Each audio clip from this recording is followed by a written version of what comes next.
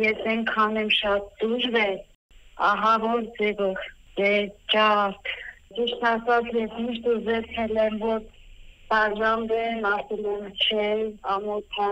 արդեն ահա որ եք, ել չէի կարող իր այդ ինձ իմանամ։ Ես տարին բաժանվել եմ, 2 տարուց ավելա, որ բաժանվել եմ իրան։ Ինքը խնդրում է, որ ես էլ իր հետ միանամ, ասма չի կրկնվի, բայց դա հնար բան է։ Բռնության մեջ ապրելով ուժ գտնել ու հեռանալ ամեն օր ծեծող ամուսնուց։ Մեր զրուցակիցը, ով չցանկացավ ներկայանալ, ասում է, ցանկացած կին պետք է առաջինը հարգի ինքն իրեն ու երեխաների համար առողջ մթնոլորտ ապահովի։ Իր կուները չէին քնում վախեցը, ասում էին ես ապապան գալտի խմած, մեզ նեղացիցի, մամային ծեցիցի։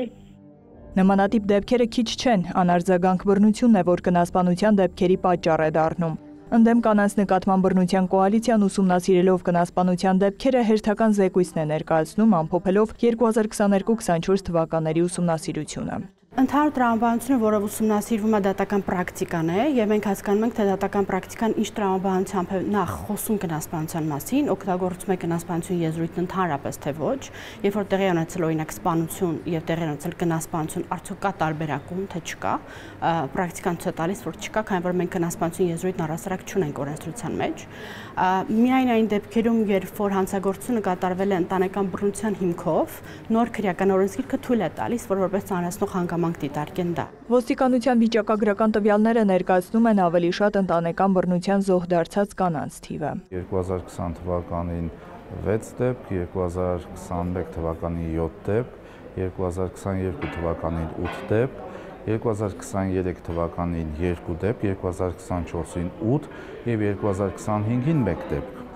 Դրանք ընտանեկան բռնության արդյունքում սպանված կանանց թվերն են։ Ընդհանրապես, եթե կնասպանության մասին ենք խոսում, կարելի է ասել, որ կնասպանությունների 70%-ը կատարվում է ընտանեկան միջավայրում, այսինքն մնացած սպանության դեպքերը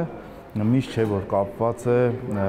կին լինելու հանգամանքի հետ։ Օրինակ, ասենք, պայմանականորեն եմ ասում, ավազակային հարձակման արդյունքում սպանված կին։ Իրավապահ համակարգը բարելավում է, կան փոփոխություններ, որոնք չեն կարող անտեսվել, բայց գենդերային իմաստով զգայուն արձագանքը դեռևս բավարար չէ, նշում է գենդերային հարցերով իրավաբան հետազոտողը։ Քրեական օրենսդրությամբ մենք առանձին հանցագազմ որպես այդպիսի նախ կնասպանությունը չունենք, հաջորդը ընտանեկան բռնությունը առանձին հանցագազմով գոյություն չունի, կա ուղղակի որպես ծանրացնող հանգամանք, եթե օրինակ սպանությունը կատարվել է մերձավոր ազգականի կամ զուգընկերոջ կողմից,